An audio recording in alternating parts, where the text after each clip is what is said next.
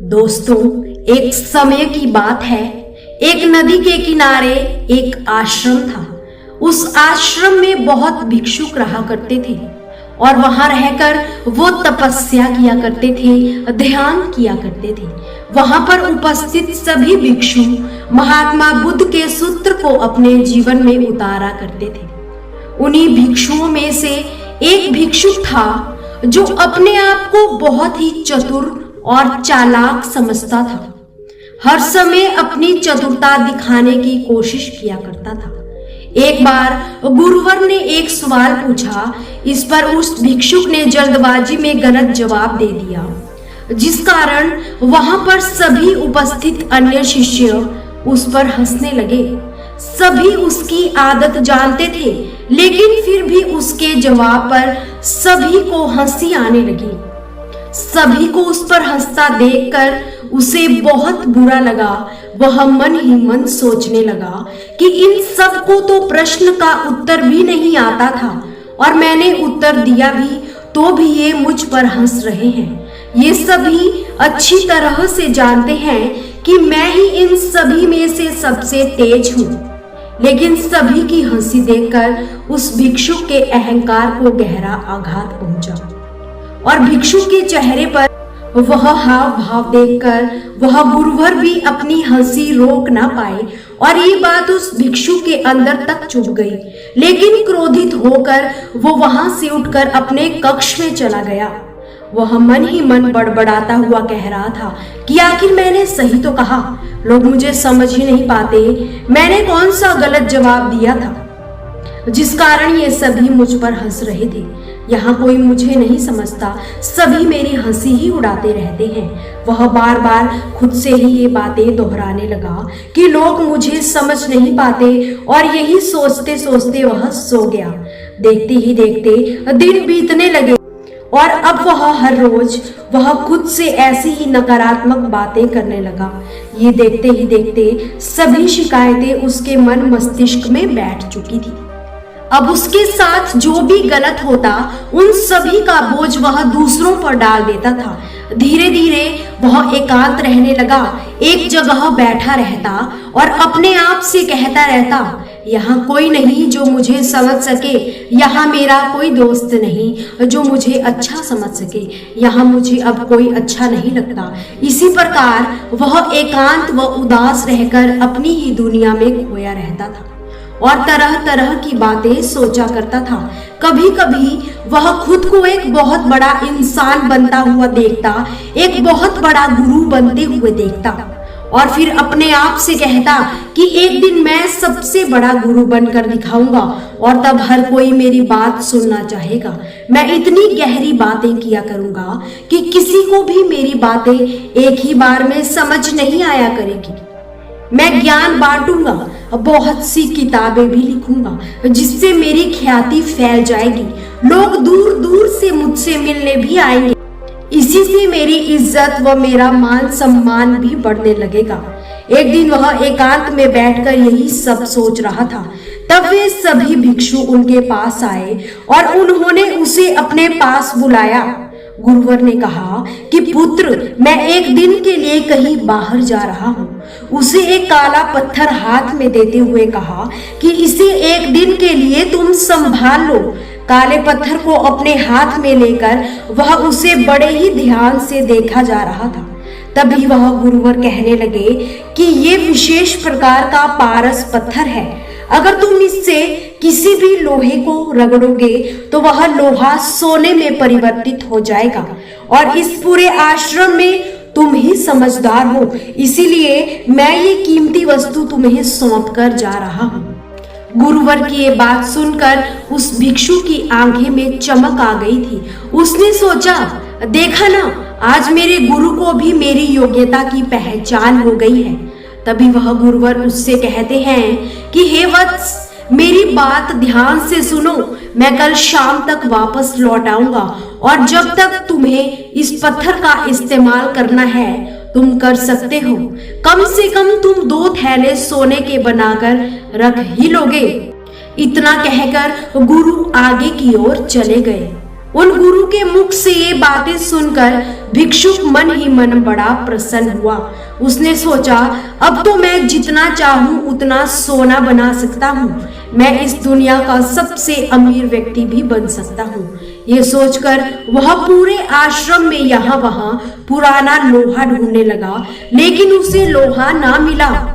इस पर वह मन ही मन सोचने लगा, अभी तो शाम होने वाली है और जल्दी ही अंधेरा भी हो जाएगा, इसीलिए जल्दी से सो जाता हूँ और कल सुबह मैं जल्दी जल्दी उठकर बाजार चला जाऊंगा और कबाड़ी वाले से लोहा ले आऊंगा और फिर उसे सोने में बदल दूंगा। और जब सभी को पता चलेगा कि मैंने ये सारे काम इतने गुप्त तरीके से किए हैं तो हर कोई मेरा मान सम्मान करेगा, हर कोई मुझसे बात करना चाहेगा। सभी ये समझ जाएंगे कि मैं कितना चालाक और चतुर हूँ और इस प्रकार मैं बाकी शिष्यों से आगे निकल जाऊंगा। ऐसा सोचते काफी वक्त बीत गया और रात भी हो चुकी थी। वह खाना खाकर सो गया ताकि वह जल्दी सुबह उठकर कार्य में लग सके, परंतु सोने के बाद उसे नींद में बहुत ही सोने के ही सपने आए, जिस कारण उसे सुबह उठने में देर भी हो गई। जब नींद खुली तो उसने सोचा कि अभी तो मेरे पास शाम तक का समय है, गुरुवर तो शाम को आएंगे, उससे पहले तो मैं कुछ सोने के थैले तो जरूर बना ही लूंगा, लेकिन अभी नाश्ता कर लेता हूँ और फिर बाद में बाजार चला जाऊंगा। इतना सोचकर वह नाश्ता करने लगा और उसके बाद उसे नींद आने लगी। उसने सोचा, गुरुवर तो शाम को आएंगे और अभी दुकानें भी खुली नहीं होगी, इसलिए मैं कुछ देर आराम कर लेता हूँ और उसके बाद मैं किसी साथी को अपने साथ ले जाऊंगा और लोहे के कुछ थैले ले आऊंगा। यही सोचता वह एक बार फिर से सो गया। उसकी आंख लग गई। जब उसकी आंख खुली तो उसने देखा कि दोपहर ढलने को है। वह जल्द उठा और बाजार जाने के लिए तैयार हुआ, लेकिन जैसे ही वह आश्रम से निकला, सामने उसे आते हुए गुरुवर दिखाई गए। इससे पहले कि वह कुछ कह पाता, उतने में गुरुवर ने उसके हाथों से वह काला पत्थर ले लिया और वह भिक्षुक से कहते हैं, वत्स, अब बस भी करो, आखिर कितने सोने के सिक्के बनाओगे। गुरुवर के मुख से ये बात सुनकर वह उदास हो गया और गुरु के चरणों में जा गिरा।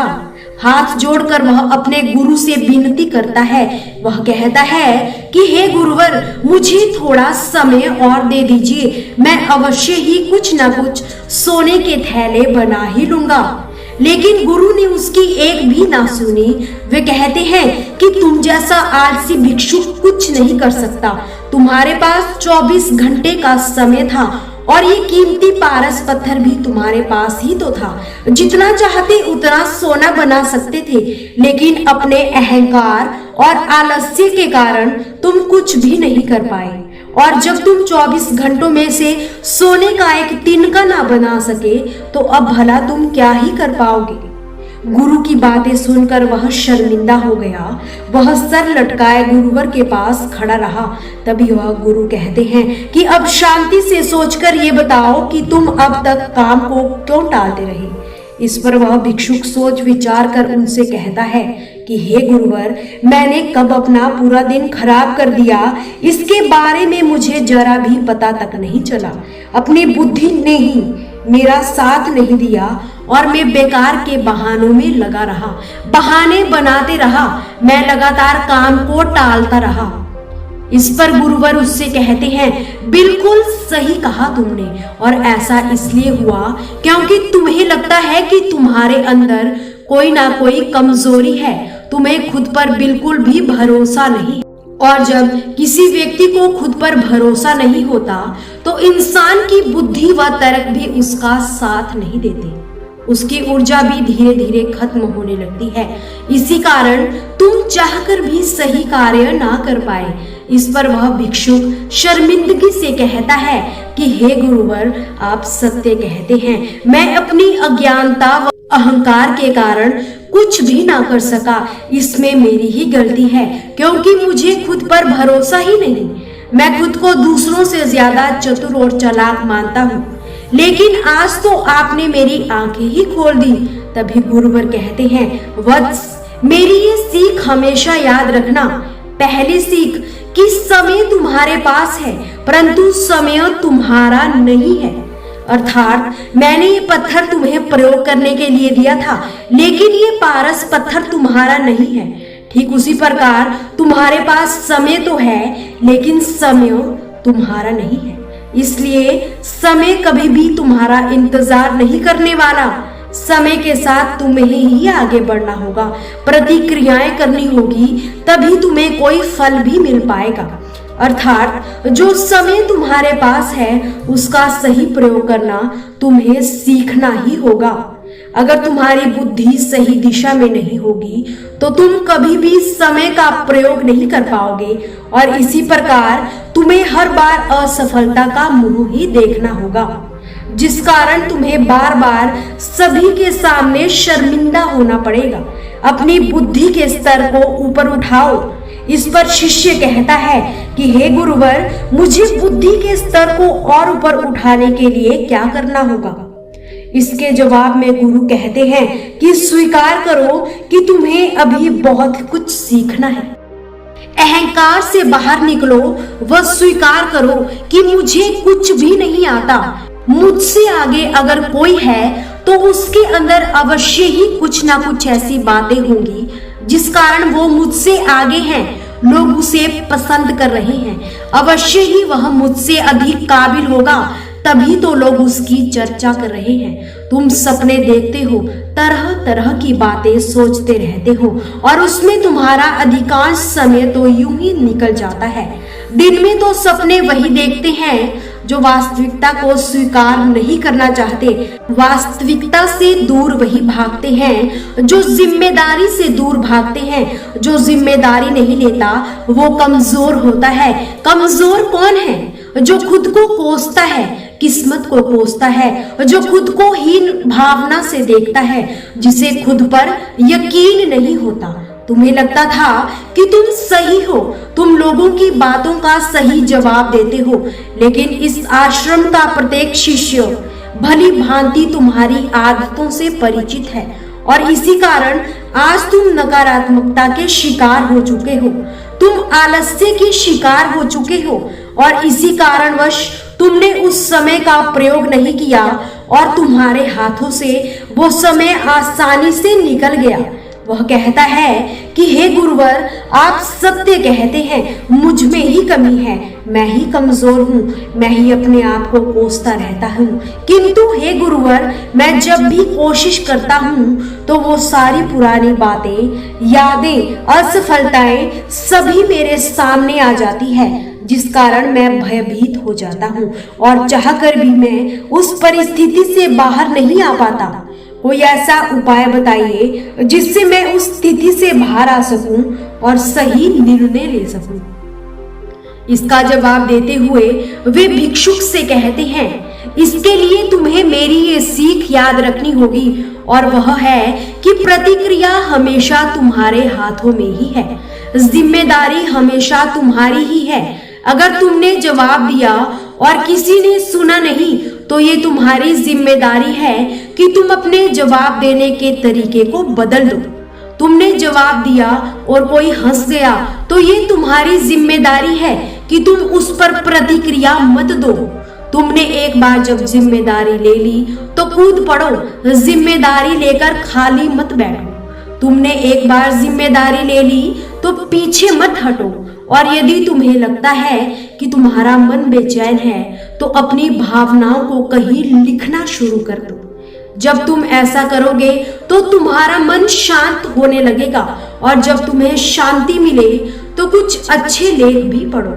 इस प्रकार मन के नकारात्मक विचार धीरे धीरे खत्म होने लगते हैं और जब तुम निरंतर प्रयास करते रहोगे तो तुम्हारे भीतर ये सभी नकारात्मक चीजें खत्म होने लगेगी और एक नई ऊर्जा का समावेश तुम्हारे भीतर होगा और देखते ही देखते तुम्हारा व्यक्तित्व बदलने लगेगा।